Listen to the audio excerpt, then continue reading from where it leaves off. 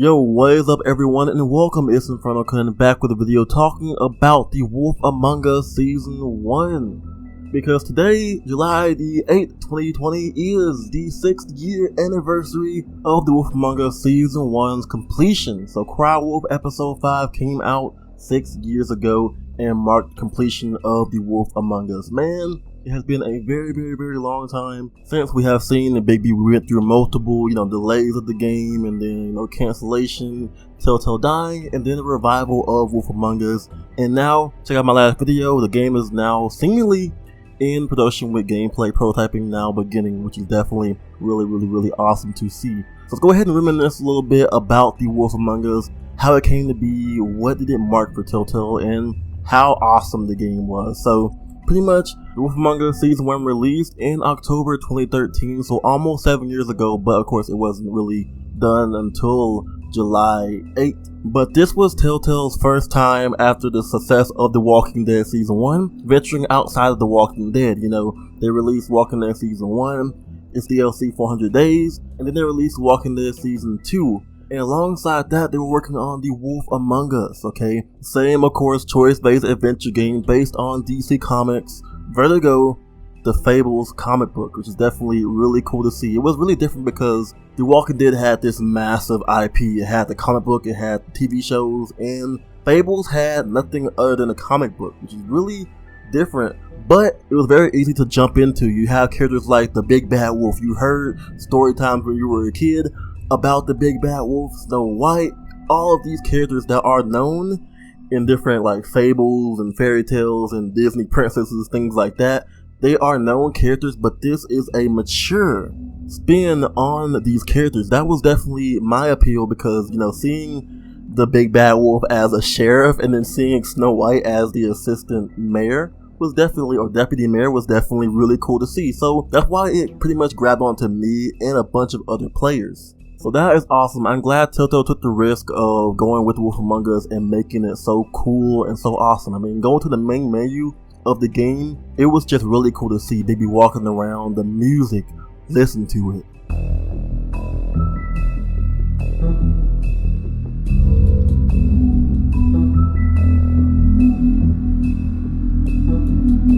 It just gives you chills. It's like so ominous and just so good. Jared Emerson and Johnson did a great job with the soundtrack of this game. The main menu music, the little intro music is definitely very memorable, and the whole soundtrack throughout the game is really good as well.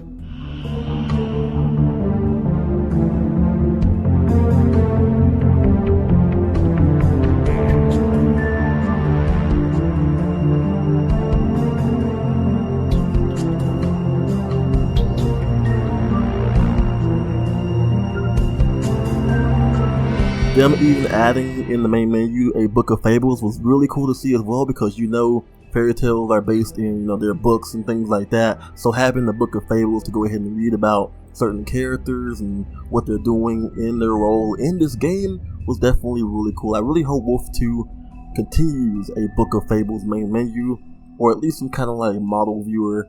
Book of Fables definitely makes it a lot more interactive, because you can read about the positions of each character and who they are, things like that. If you missed it in game, it adds a bit more lore to it, which is definitely really cool to see.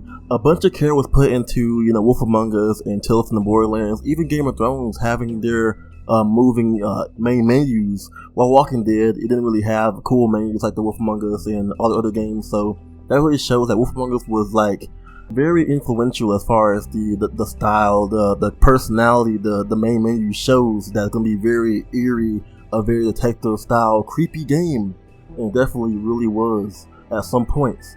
But let's go ahead and jump into the actual game. The characters were definitely really awesome to see. Bigby as a character, being the sheriff of Fabletown, was really great. Being able to choose to be, the Big Bad Wolf, or be kind of lenient, was definitely really great to see as far as choices go. Yeah, choices didn't really have the biggest impact, but I think, being able to, smash stuff, be very violent, punch people all the time, definitely made it great to see just how people would react to, being punched in the face by Bigby, or just him being such a dick, such a mean guy. It was definitely really cool and definitely fun playing as either the big bad wolf or basically a more lenient sheriff. So that was really good about the game.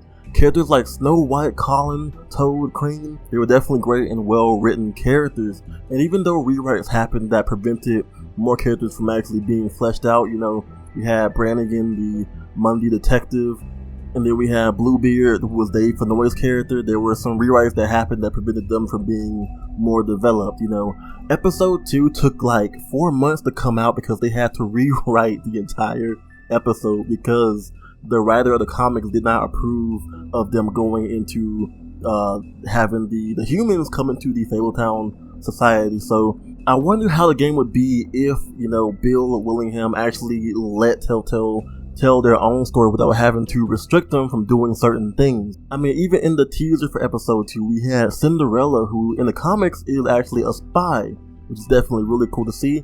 And then I remember at one point, I think it was the episode 3 teaser, we had Bluebeard, assuming control of Fabletown as the brand new mayor. So that would have been really cool as well.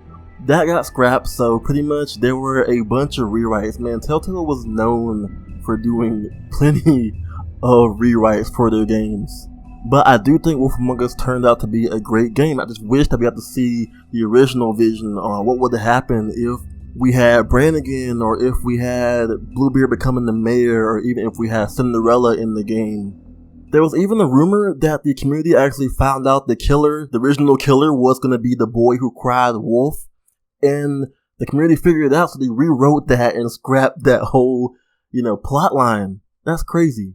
I'm not sure if that's true or not, I don't remember, but I do think the game had its fair share of surprises, All of the fights in the game are downright fantastic, from the woodsman to, Grendel to Bloody Mary. All of that has some great fights. Fighting Beast. Man, seeing Big B wolf out on these people was definitely awesome. Even in episode 1, where we go ahead and get the half-wolf mode, episode 3 going into the werewolf mode, and then episode 5 going into the full-wolf mode, it definitely made it awesome because, these modes weren't revealed so soon throughout the episodes. They were pretty much progressively giving us more modes and more surprises that Big B had up his sleeve. It definitely made for some pretty surprising moments and was really awesome. Yeah, so overall, Wolf Among Us was a pretty great game. All 5 episodes. Episode 4 was kind of like the filler episode.